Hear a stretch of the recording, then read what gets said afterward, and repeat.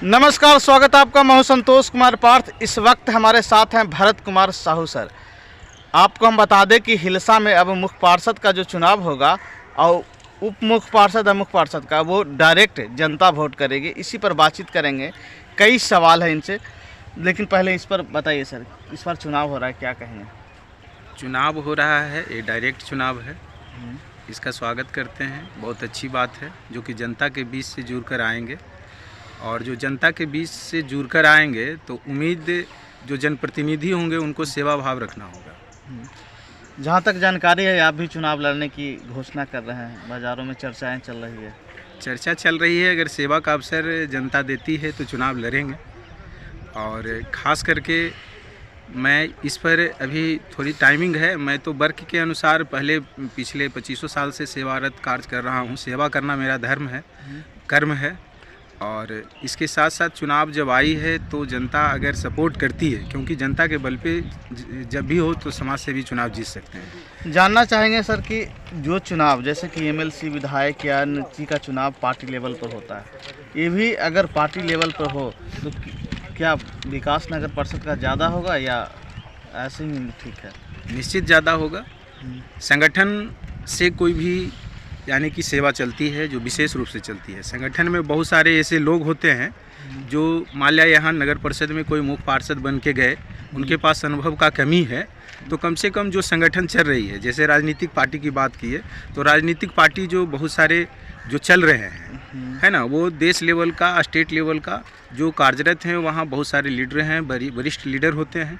उनमें बहुत सारे ऐसे संगठन प्रभारी होते हैं जो नीचे तबके के जो राजनीतिक होती है, जिनमें जो जीत कर जाते हैं, उनका ट्रेनिंग सिस्टम भी होता है। और संगठन वाले लोग वो एक बेहतर सेवा दे सकें, इसके लिए वो ट्रेनिंग रखते हैं और उनको बताते हैं संगठन की ओर से कि किस तरह से हिलसा नगर परिषद चलनी चाहिए। जो अनुभव नहीं है वो एक बेहतर अनुभव कोई भी राजनीतिक पार्टी देने का काम करती है। इसलिए बहुत ही अच्छा होगा यदि हिलसा और विकास की सीमा ऊपर तक जाना चाहता है तो इसमें अगर राजनीतिक पार्टियों के अगर समर्थन से चुनाव होती है और इस पर मुहर लगती है तो सर्वप्रथम मैं वेलकम करता हूं, क्योंकि बहुत बड़ी संगठन होती है राजनीतिक पार्टियां।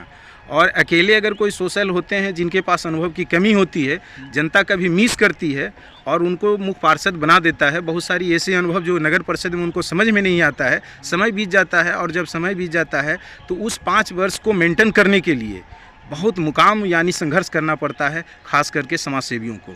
तो मैं उनका स्वागत करता हूं, उनका वेलकम करता हूं। अगर आप भी मानते हैं कि जो पहले हो रहा था कि वार्ड पार्षद ही मुख्य पार्षद बनते थे, उससे कहीं बेहतर है डायरेक्ट चुनाव? बहुत बेहतर है। मैं इसके लिए कितने बार जो है सरकार के प्रति, इस बात के लिए मैंने लोगों के प्रति जागरूक किया। सरकार को भी मैं इसका संदेश देने का काम किया और मैं किसी कार्यक्रम के माध्यम से यानी कि इनको भी संदेश दिया। जनता के बीच में मैंने भी ये बात रखने को कहा कि जो मुख्य पार्षद बनते थे पहले, वो वार्ड जो एक अकेले होते थे और 26 वार्ड अगर हिलसा नगर परिषद में है तो 13 के बाद अगर उनका समर्थन होता था वो जीत जाते थे।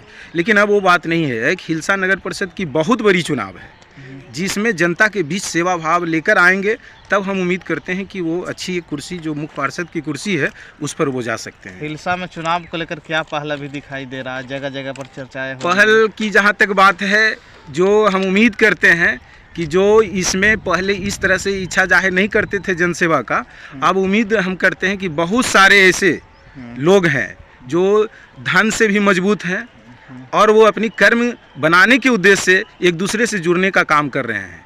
लेकिन मैं ये भी उम्मीद जताना चाहता हूँ कि जनता उसको सही तरीके से देखे और जनता इस बात को समझे कि कौन नगर परिषद में पूर्व यानी 25 साल से 20 साल से जो कि जनता की हित के लिए, जन सेवा के लिए और हिलसा विकास के लिए सोच रखता है और उसमें कौन एक्टिव है, उस पर ये कार्य करे तो ज़्यादा अच्छा होगा। और मैं अंत में कहना चाहता हूँ सभी हिलसा वासियों को मैं कि अगर राजनीतिक पार्टी से भी चुनाव होती है तो वेलकम है, और अगर ऐसे होती है तो सोच समझकर वोटिंग करने का काम करें ताकि हिलसा सही दिशा तक, ऊंचाई तक जो है पहुंचने में सफलता कायम कर सके।